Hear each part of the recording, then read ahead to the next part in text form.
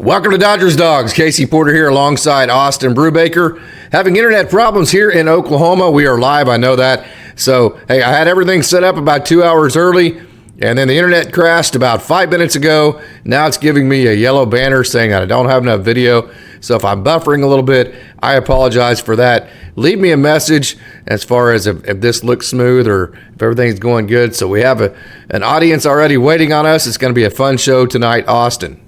Yeah, it's going to be a fun show. And I know tonight, throughout the Dodgers organization, is kind of a big night. I know you're having perhaps a little bit of internet issues in Oklahoma. I decided to do something a little bit special to try to will on some of the members of the Dodgers organization and to help you out. So typically, kind of what do you see by me? I'm always going to rep Great Lakes Loons gear. Great Lakes Loons tonight. Tonight we're going to go with something a little bit different tonight. Tonight's a big night, and so we're going to be I'm going to be repping the Oklahoma City Dodgers hat. Nice. So we're going to be setting aside the Loons hat, not setting them aside. But tonight's a big night for the Oklahoma City Dodgers. So I actually have the game pulled up right over there. And so we're gonna have a fun time streaming. So excited to hear kind of what all the fans want to talk about, because this is your time to kind of dictate what the show is like. And it's gonna be a good night. Yeah, it is. And I do not have that Oklahoma City game live and up, so I'm going to be asking you lots of questions. I know Oklahoma City had a good game last night. Kylehurt was absolutely fantastic. I had all of my numbers and everything all pulled up for all these guys, Kylehurt and bobbymiller and Ryan Pepiot, Michaelgrove, emmetsheehan. So, hey, dive into Kylehurt a little bit. Oh, yeah. Going. I mean, what can you say about Kylehurt? I mean, the Dodgers fans had the opportunity to see him once in Los Angeles, but what Kylehurt was able to do last night in the start of the playoffs for Oklahoma City, just continuing to show what he's able to do. I know last week he was named the Dodgers minor league pitcher of the year, something that is incredibly valuable, something of which we had been telling you that was coming. We'd been hinting to that. Oh yeah, no, and that he is totally deserving of that award. It's because of his electric stuff, because he has been able to repeat his delivery, and because his stuff strikes so many batters out. We talk about in this game, especially pitching wise, the game has moved more towards striking batters out, because you can get outs from that a lot. He has the stuff to be able to do that at a consistent rate.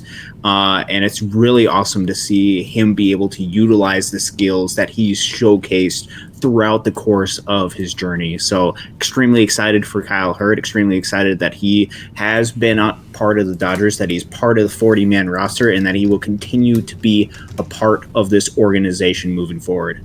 No doubt about it. And, hey, this is going to be a really rookie-heavy postseason.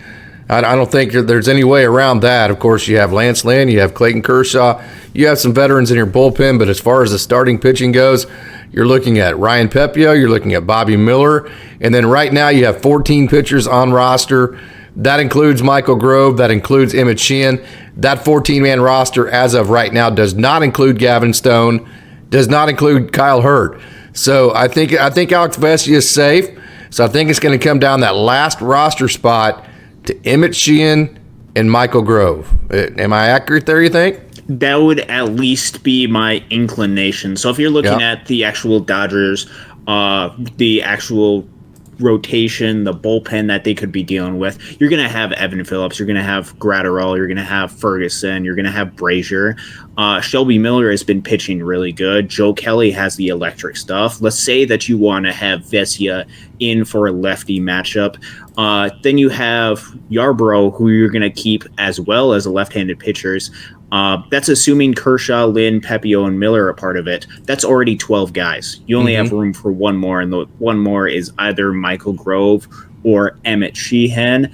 I've talked about it before. I talked about it on the show on Monday. I think it's going to have to do with whatever you think is going to match up best with your opponent. Went in a little bit deep into Milwaukee because I think Milwaukee is the most likely, or at least the team that we could most likely see in the postseason, the Dodgers could most likely see. I think if it's Milwaukee, and especially because it's a shorter game series, I think that might line up a little bit better with Michael Grove's skill set, just because he's a little bit of a shorter stint. You can pull him back out there a little bit more. Whereas if you need a little bit more length, I think you would go with an emmetsheehan. That's at least what my analysis is. More than happy to hear what the fans think as well. Kind of have the comments section pull up on your phone. I do not have good lighting in my room right now. That's something that I'm going to order you 2 lights. I promise you. I almost got them ordered today. I'm going to send them to you. We got you a microphone. We got you the new camera. We got you the background. Now I'm going to get you the 2 lights that I use to light me up. So then it's going to look perfect. It's going to look professional. We're going to be like we're on MLB Network now. Yeah, it'll be legit. Yeah, that's coming your way probably here before our Monday mailbag show that's coming up. Okay, hey, Michael, thank you for joining. I totally agree about Will Smith and Caleb Ferguson. We need to talk about them. Let's start with Caleb Ferguson. Rough outing. I've said, in fact, I tweeted out the other night that, hey, I like Caleb Ferguson in the opener role. For one, here's what it does for you. That opener role allows your what would originally be a starter, call them bulk inning guys, piggyback guys, or whatever. That third time through, if you want them to get through that, then you're looking at them having to start at the middle to the bottom of the lineup that third time through instead of starting at the top of the lineup. Does that make sense? Mm-hmm. So it's almost like you're stealing 3 outs. Plus, I think that would be the best case scenario for Caleb Ferguson. You hit on it last time, Austin. His ERA has looked okay this year, but actually his ERA has been good, but the whip hasn't been good. So that tells you that it's been very stressful. There's been guys on base. It's just been, you've been sitting on the edge of your seat with this guy all year. And when you're talking about the 8th inning, to where if he does give up 3 runs, like he did his last outing, I believe it was 3 runs, and it's the 8th inning, and that puts you down 2, you're probably not going to have time in the game to come back. If he gives those 3 runs up in the 1st inning, then you still have all 9 at-bats. It maybe not all at bats. It depends on if you're home or visitors. At least 8 at bats to overcome those 3 runs. So I think if you use Caleb Ferguson, it absolutely has to be in that opener role, even though he didn't look good the other night in that role. So with that, I think there's a little bit of philosophy when it comes for this. So if you look at Caleb Ferguson, he actually has been used quite a bit. His role is mixed around between low leverage, medium leverage, and high leverage roles. What those I think right now as we speak, I was speaking from my opinion from now as we speak. Yes. And right now, obviously, his last outing did not go very well. But it's something where I think the philosophy behind it is that first time that you're going through the order, the first time, that is where you can set your lineup exactly how you want it. Yeah. You want to get those guys out because the first inning, I believe, is the highest run scoring inning in the game because it's exactly how you want to set the lineup up. Could change a little bit year by year, but that typically is what it is. And so with that, I think using Ferguson, especially if they have lefty heavy at the beginning, at the top of their lineup, being able to shut that down, especially if you have a righty piggyback to go after it, I think is a good role potentially for him to have. But I think in the postseason, I think we kind of know where the rotation, at least what the 4-man rotation likely is to look like. So with Ferguson, it's going to come to a question of, do you want to utilize him in that opener role like he did, say, perhaps in front of a guy like a Ryan Pepiot, just to get him a little bit more comfortable with the bottom half?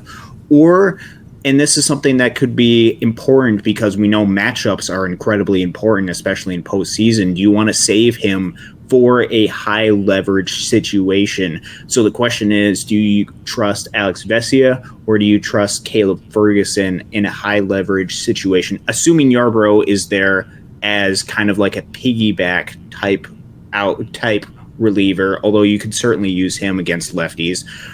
Which one would you rather have in those high leverage situations, Ferguson or Vesia? If you use Ferguson right at the beginning of the game, you won't have him for late. Let's say against Milwaukee, you have a couple runners on and you need to get Christian Yelich out.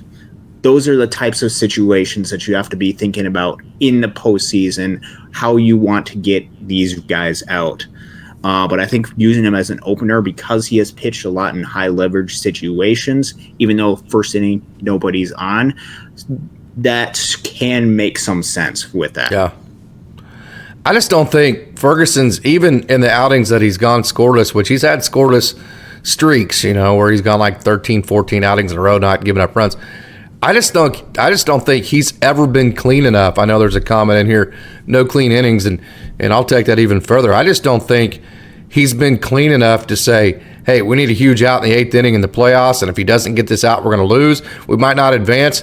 I just don't know that he's been clean enough for me to just say, if I'm Doc and I'm the manager, just say, hey, run on out there, Caleb, get this out. I don't know that he's been clean enough to do that. Yeah, and I think that's totally fair. I think it's just going to come down to, do you trust a guy who might be a little bit more reliable, who has had better numbers, or do you play what the matchup game is? And that's a philosophical question that Dave Roberts, the coaching staff of the Dodgers, is going to have to try to figure out. And I think it's going to probably come down to individually each one of the players that they go up against, each one of the players that match up against, and a feel of how their guys are doing in the exact moment.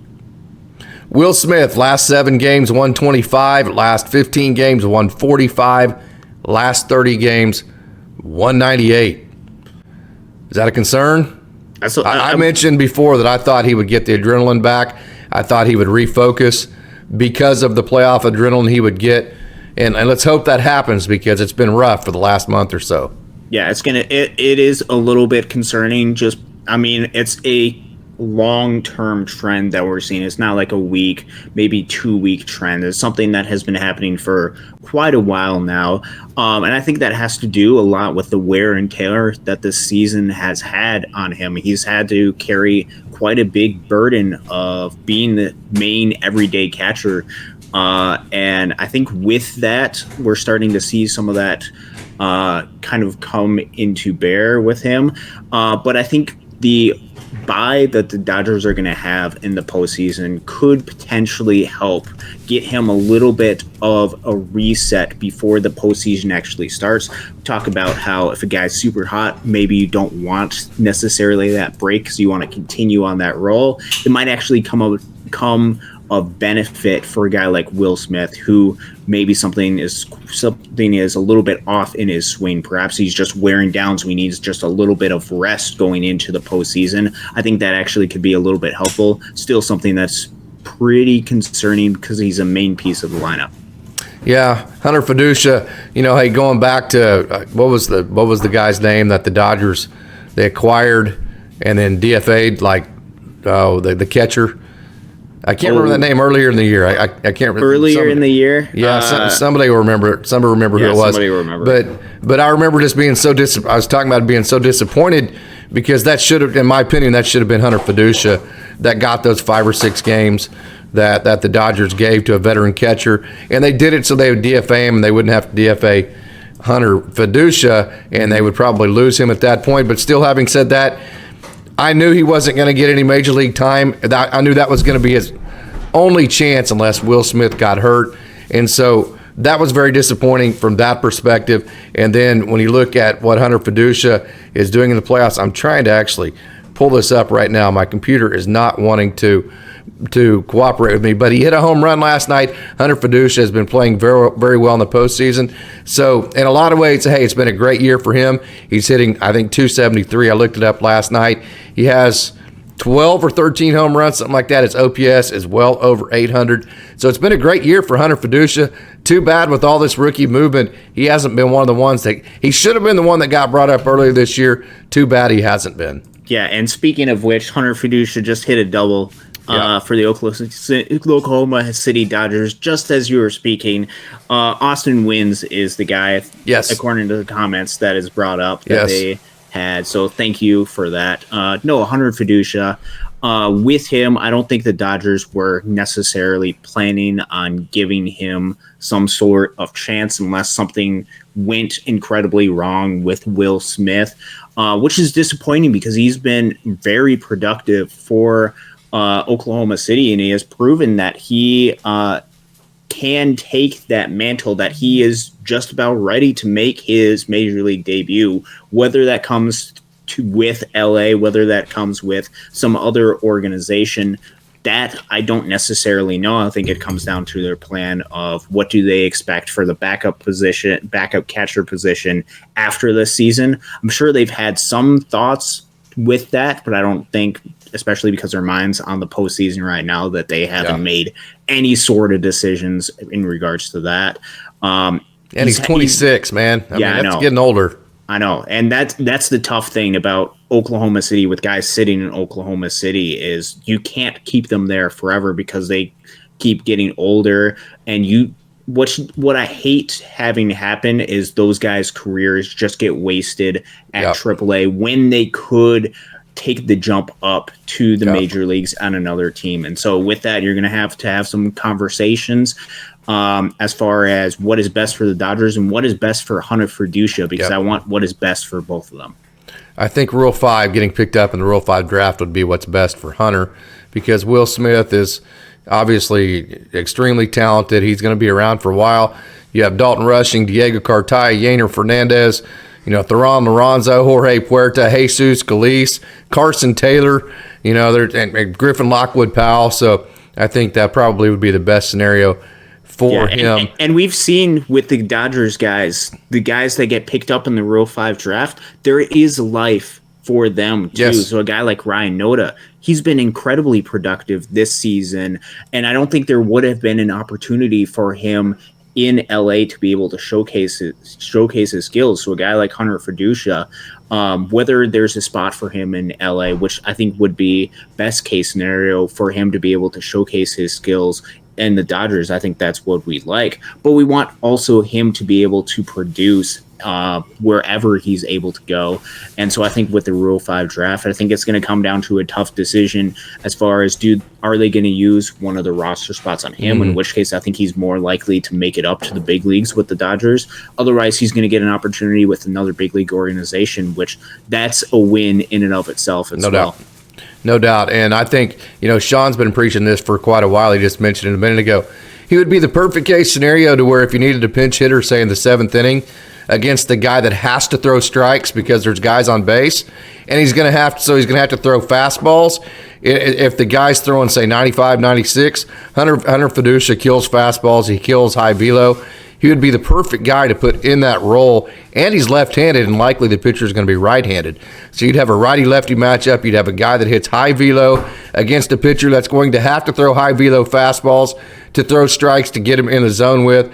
And so it's been disappointing that the Dodgers haven't figured out a way to let Hunter Feduccia see if he can, play at the major league level or not. I know he can. We all know he can. Yeah. If you can play at the AAA level the way he has, that there's major league talent there. So I think that's been a little bit disappointing in a year with the rookies. Yeah, no, it's been a little bit disappointing, especially because he has incredible plate discipline, too. You look at some of his numbers at AAA this season. He has 15% walk percentage and then just about a 21% strikeout percentage. That will play. That plays in the big leagues, as there is just a home run for Oklahoma City to put them up 5-1 just who right hit now. That's a good question. I don't know exactly who hit it. I'll figure that out. We'll find out here in a second. Yeah, we'll find out in just a second. It was take a guess. Take a guess. I'll give you one guess as far as who hit the home run. JonnyDeluca. He hit the first one earlier today. But somebody who's been very successful for the Dodgers this season at the minor league level. Michael Busch. It was Michael Busch. Yep, Dodgers minor league hitter of the year. Just hit a 3-run home run. Super happy for him. Puts the Oklahoma City Dodgers up 5-1. Yep. But I know. Oh, go ahead. Sorry. No, go ahead, Austin. Yeah, I was just going to take it back to Hunter Feduccia. He has a high floor with his ability to control the strike zone. And so I think with that, that provides a little bit of a good base for you to have. And then when you supplement that with power, with the ability to put the ball in play pretty well, with his ability to hit those line drives, hit fastballs, I think that can play pretty well at the big league level. I think he's got a really good floor, especially with his ability to be a left-handed catcher. Just something that is incredibly unique or pretty unique for him to be able to showcase, and that's something that's going to be very valuable for other teams. So if the Dodgers aren't going to value it, then some other team will. Yeah. Just got through talking to a left-handed hitting catcher on, what was it, Sunday, Simon Reed. Mm-hmm. Yeah, I'm getting ready to release his feature, and I just about have that written. Have his interview already released. What a cool dude, huh? Oh yeah, no, he sounds like an incredible human being, and sounds like a really fun baseball player to watch too. Yeah, no doubt. He was with Rancho Cucamonga last year. Grew up in the SoCal area. Yeah, Dodgers need to give Will Smith some rest, I think. Of course, just like Clayton Kershaw, he's on that college plan once a week. You need to have enough at bats to where you don't just, you don't want to get out of rhythm. You want to stay sharp enough, but you do need rest. So that's kind of a tricky situation. So how much rest did you give Will Smith for the last week? I think that's a serious question, because ultimately, what are you playing for this past week? You're trying to see who's ready, and perhaps you want to get to that 100 win mark. I'm sure that would be nice to look back on the season at 100 wins, but would you rather have 100 wins, or would you rather have Will Smith ready for the postseason? Yeah. I would have Will Smith ready for the postseason every single day. Plus, I think the Dodgers can win games even without Will Smith, especially because he's not at his 100% capabilities.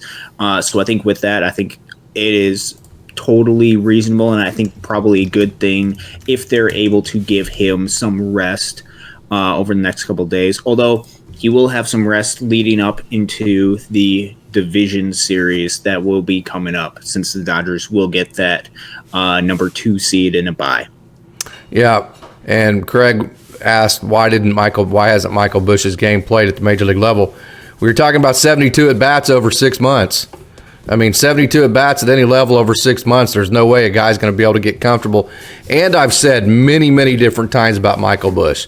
He's always a slow starter at the next level he goes to. It takes him a minute to get adjusted, and then once he gets adjusted, you're like, holy cow, this guy's really good. So, I have been warning people. I think you would know this, Austin. I've been warning people for quite a while that if you're just going to just throw Michael Busch in there every now and then, give him a pinch hit or maybe a game, then 2 games off, you're not going to get a good Michael Busch. That's just not the way that he operates. He has to have every day at bats. It has to be consistent. He has to know that he can go over and be in the game the next night, and then he has to get comfortable from that perspective. Then after about a week or 2 of him getting comfortable at that level, that's when he really takes off. He never has been given that type of runway. When he gets that type of runway at the major league level, and he knows that he's going to play 155 games, whether he strikes out or not, and he's able to relax and get comfortable and define his role from that perspective, that's when you'll see the real Michael Busch.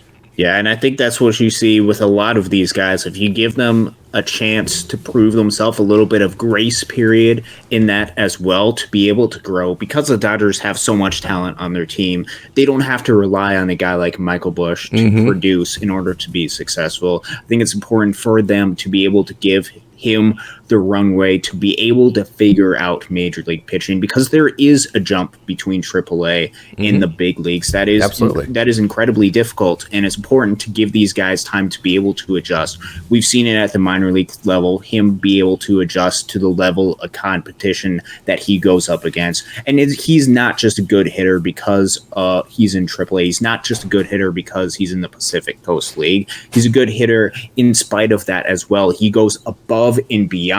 He has a 140 something WRC plus in the Pacific Coast League. It's not he's not just racking up numbers because of that league.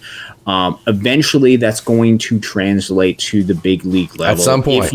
If you give him the proper run time, if you give him the proper opportunities to be able to showcase that skills, I truly believe that he will be able to prove himself. He'll be able to be successful. We've just seen so much success in the minor leagues to where it wouldn't make any sense why that wouldn't translate to the big leagues, especially with some of the batted ball profile, some of the plate discipline that he has. I fully expect that to translate eventually to the big league level. He just needs to make some adjustments. Yeah, Tomatley brings up a great point. Here's a perfect example, okay? Just go back to the beginning of this year in spring training. He was like 1 for his first, 13 or 14.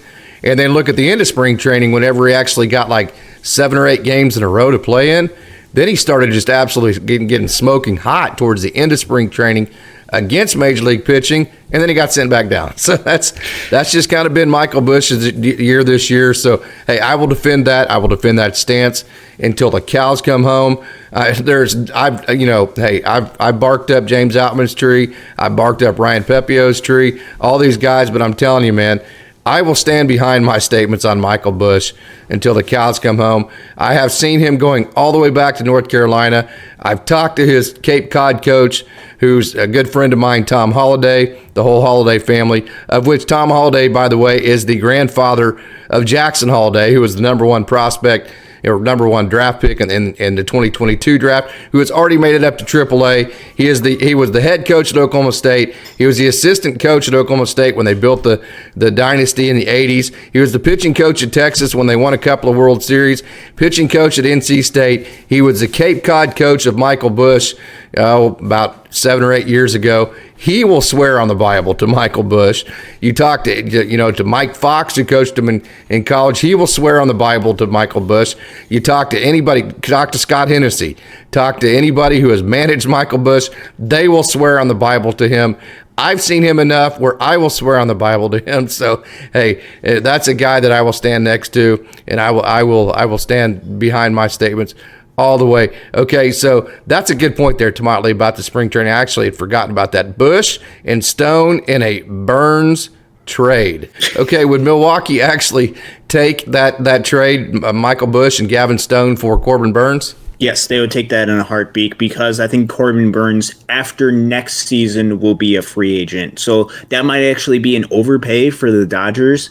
If you're giving up both Gavin Stone and Michael Busch, 2 young, controllable players for as much of a talent as Corbinburnes is, he only has 1 more year before he gets free agency. You'd assume that the Dodgers would work out some sort of extension if they're willing to give up Busch and Stone.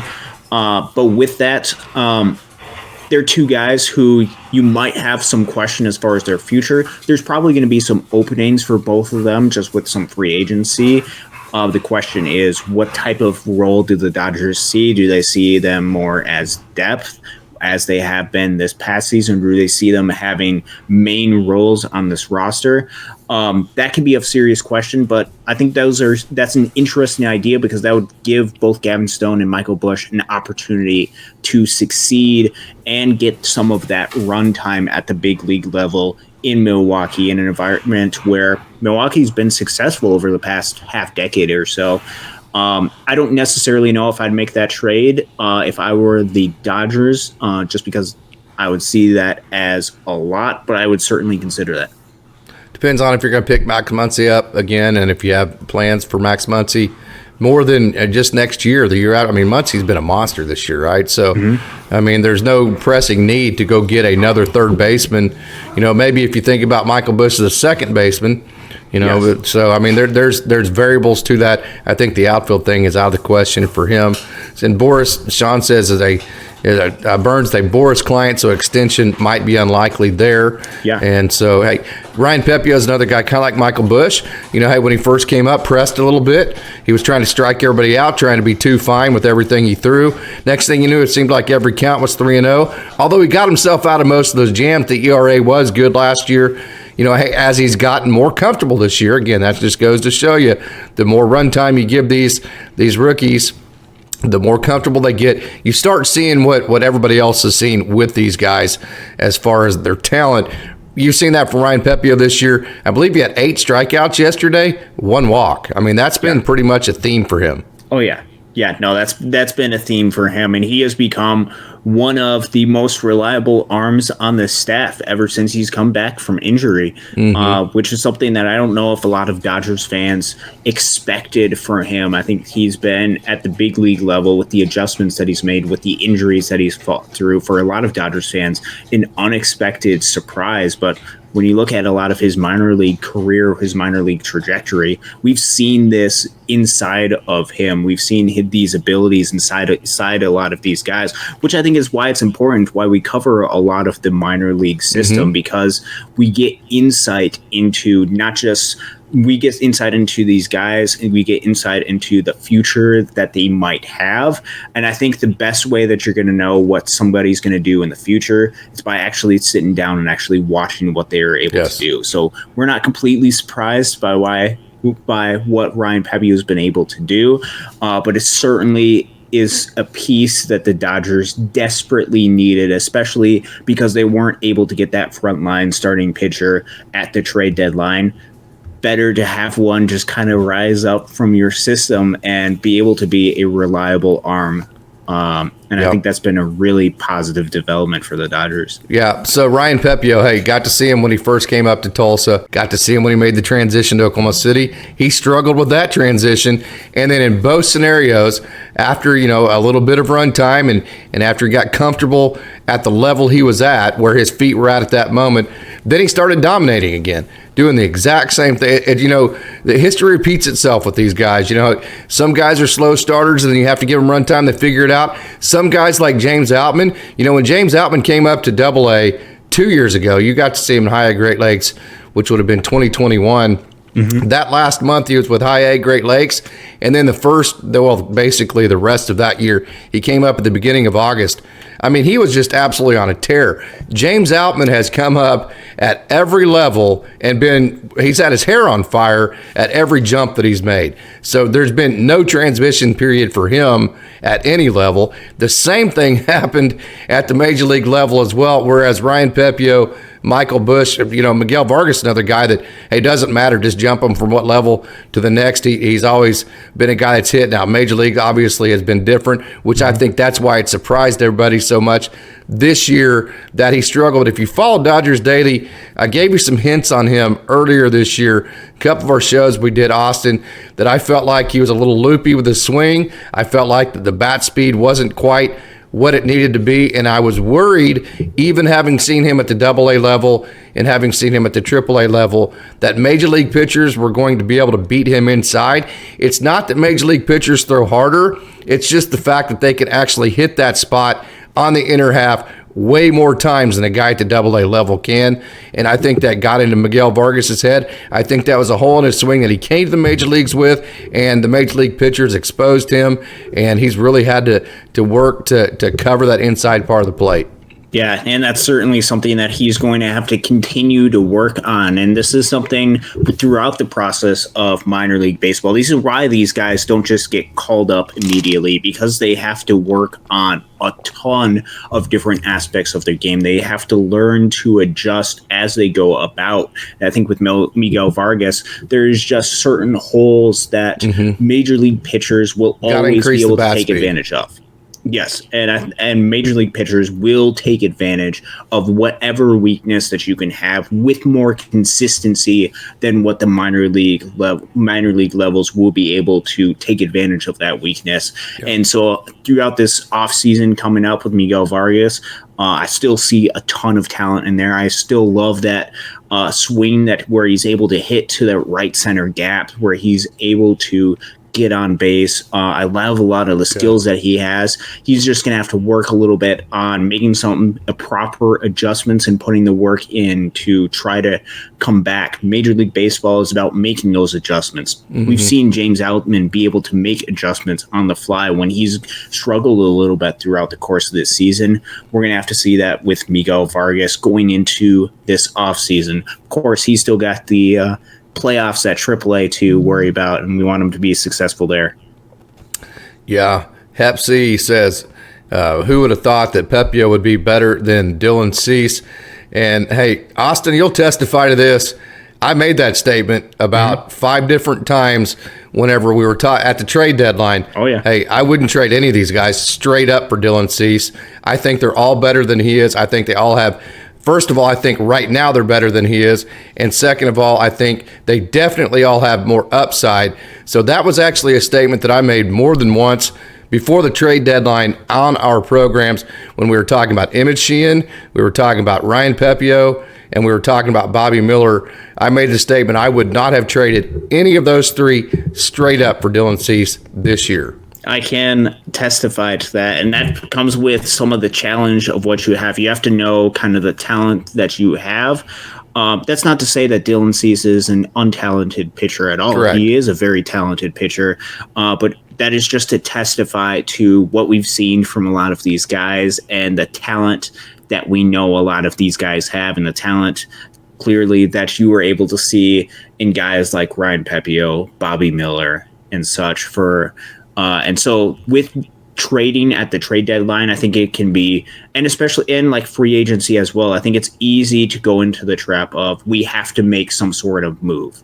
Yep. Sometimes you don't always have to make that move, because especially if you have the infrastructure and the talent that the Dodgers have in their system, you want to make the wise move. You want to make the decision that's going to be best long term. So I think the Dodgers actually did a good thing by not panicking and immediately going after and overpaying for somebody at the trade deadline, because they have the talent down in their farm system, which for Ryan Pepiot has translated to the big league level at this year, and they're certainly pleased with that.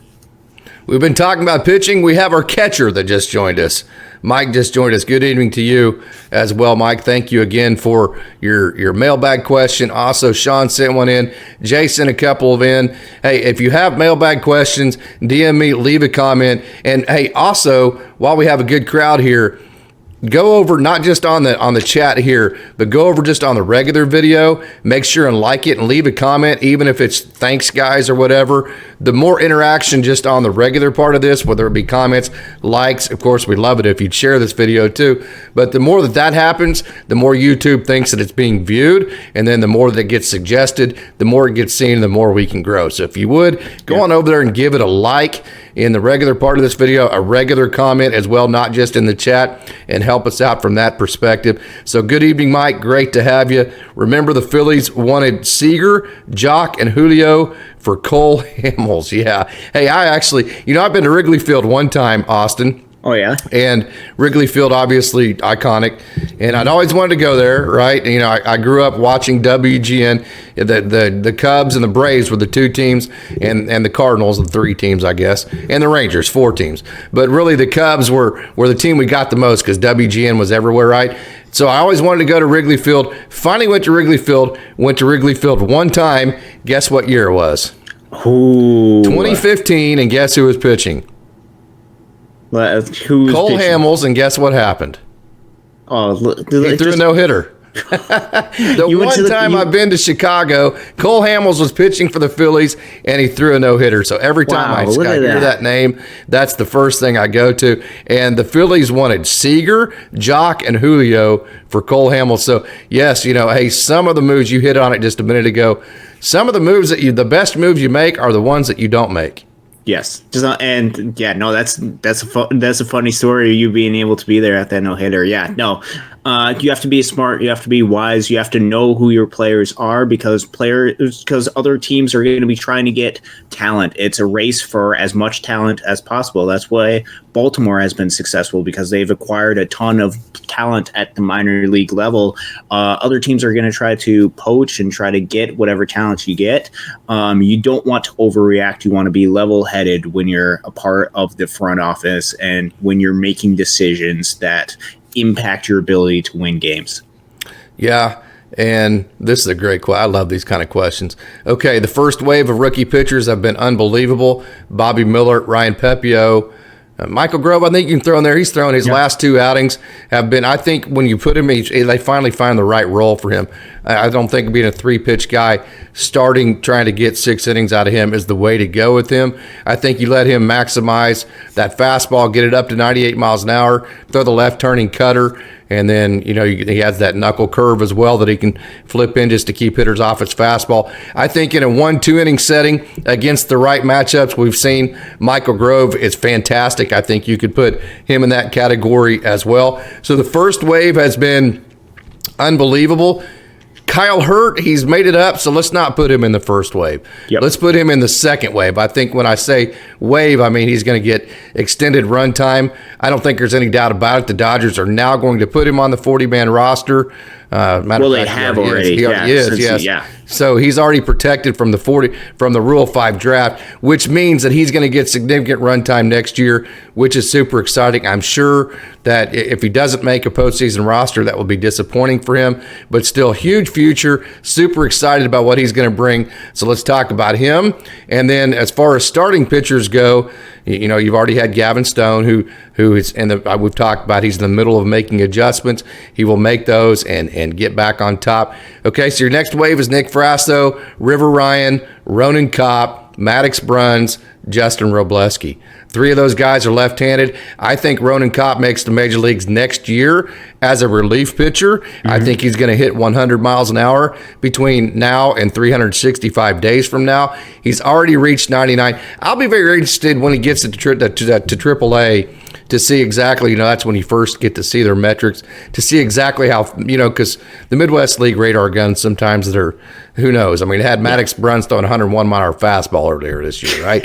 Okay, and we know, I mean, he can throw some heat, but it's not 101, right? So I'll be interested to see his metrics. So I think the next wave that's most imminent will be Nick Frasso and then River Ryan, who River Ryan is just, his stuff is just lights out, off the charts. Doesn't throw enough strikes yet, though. So, you know, all these guys, Kylehurt's in the same case, you know, Ryan Pepiot was in this same scenario, you know, to where if they can just harness the strike zone, their stuff is so electric. Bobbymiller, I've mentioned this on our show a couple of times. Why I've been so confident in these rookies is their stuff is so good.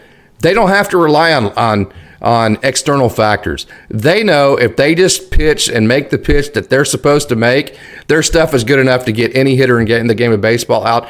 Bobby Miller mentioned that last night about Coors Field. Hey, all I got to worry about is just making the pitch I'm supposed to make, and then they won't hit it from that point. That's a lot of confidence. And so the guys that are pitched like that, Ronan Kopp, Justin Robleski, Maddox Bruns, River Ryan, Nick Frasso, those guys are just like the ones we've seen. When they execute their pitch, they get outs, period, end of discussion. They're all bumping, you know, close to 100 miles an hour. Yeah, no, you're absolutely right about that. And that comes down to a philosophy that the Dodgers have as far as pitching-wise. They like that stuff over command because they believe they can work with these guys to try to adjust with command. And I've seen that throughout the course. Obviously, you mentioned some of the guys, but just league-wide with the Loons, just their overall philosophy. Obviously, I'm a big stats guy, and so I do my own numbers. I've still got work to do on some of the other leagues and stuff, but I've been doing some numbers as far as the Midwest League. Yeah. If you look at the ability for the Great Lakes Loons, Dodgers High A affiliate, of being able to get strikeouts, there's swings and misses. Let's go ahead and go to swings and misses. That is 13% better than the Midwest League average. No other team is even close. I think the other team that's closest is 5% above league average, meaning they're getting a ton of more swings and misses, meaning their stuff that they have, even though they don't necessarily throw as many strikes. We've seen some of the walks with some of these guys be a little bit of an issue. They're still able to get swings and misses, which, as we've seen at the big league level with a guy like Bobby Miller, when he's able to harness that, he can be extremely dominant and effective. And I think with all of these guys that you mentioned, River Ryan, Nick Frasso, 2 guys with electric, great stuff, if they're able to harness their control, and be able to control where the pitches are going and be able to further adapt to the art of pitching, they're going to be extremely successful. Go down to the lower levels. You mentioned Ronan Kopp. He's going to be, he'll be in the Arizona Fall League. I'm sure we'll have some coverage as far as that goes for a bunch of different guys who will be in the Arizona Fall League. I know speaking to some people that are close to him, he's going to be working on doing a whole bunch of different training this offseason, just getting ready. If the Dodgers decide to utilize him in that bullpen role, just from experience watching him over this past month, he's going to be dominant. He's going to be up quick, especially with his left-hander. I think next year. Yeah, and with that, I think you look across Major League Baseball, you look across minor league baseball. I think there's this move to move some of these arms up a little bit sooner. Yeah. Some of that has to do with the prevalence of injuries that has been up. But I think that also is a little bit of a philosophy shift too. And I think with Ronan Kopp, you could potentially see him moved up a little bit quicker. Yeah. And then with some of the other arms that you mentioned, there is an additional wave that is coming of pitchers that are going to help this Dodger staff, which is why it's important not necessarily to panic. It's important to think wisely during this offseason coming up. Obviously, we can't overlook the postseason, but overlook that just a little bit during this offseason to not overthink and overspend. In panic, you have to make sure that you have to make sure that you're making wise decisions and trying to figure out who's going to be best, because you do have options in-house for that. And as we've seen this season, they do have a lot of talent and a lot to provide. The Dodgers can still win 100 games when they're relying on, or when they have these rookies to supplement to the roster the Dodgers already have. Yeah, don't forget Gus Varland. He got injured. His stuff, I think people saw, I had been posting for about a month before it got pulled up. His stuff is major league stuff. When you talk about the movement on it, it was 98. His slider was big time. But the two most eminent lefty relievers, just to kind of address Hep C's issues here about the Dodgers addressing the left-handed relievers, the two most eminent lefty relievers are in AAA right now. That would be Alecgamboa, who has reached as high as 99 this year. He's had his last outing wasn't his best, obviously, but he's had just a tremendous year this year. Johnrooney's made a million different adjustments, 6'5" reliever. He's lefty as well, has the best pickoff move in all of the game of baseball. He's had a tremendous year. He's added his changeup back in. So, they moved him to an east-west guy, gave him a cutter and a two-seam, eliminated the four-seam, eliminated the changeup. So he still has the cutter, still has, the two-seam, but now he's added his changeup back in. So he has a three-pitch mix, and it's funny just watching Baseball Savant. Every time he pitches, it gets it so wrong what his pitches are. I can't even really post on it because it lists his pitches like as a four-seam and a curveball, and it's like he doesn't even have those pitches, right? Okay, so you're going to see Alecgamboa, you're going to see Johnrooney next year at the Major League level. That's if they don't get picked up in the Rule 5 draft, if they don't get protected. And then I think you're going to see Ronan Kopp. So I think those are your three lefty relievers that are the most eminent to the Major Leagues. Yeah, I think you're right about that. And the Dodgers are going to have to make decisions, very important decisions, as far as who they want to protect for the Rule 5 draft coming up after the offseason. They'll have about a month or so, a couple of weeks to make those decisions. And Johnrooney, Alecgamboa, two guys that very likely are going to make their debuts at some point next season, whether that comes for the Dodgers or whether that comes for some other team that if they decide to pick them up. I think it's going to be important. But those are your two guys that are the closest. And then Ronan Kopp, he can just explode, especially with the new role that he has. He's going to be somebody that's going to move up real quick. Yeah. I wish they could call one of those guys up and leave Vesia off the playoff roster. I hear you, Hep. Vesia has been better lately, though. Mm-hmm. I think he's been better than Ferguson lately, hasn't he? Yeah. And Vesia, I think there's certainly reason to be of concern, especially towards the beginning of the season where he was really shaky. He has been better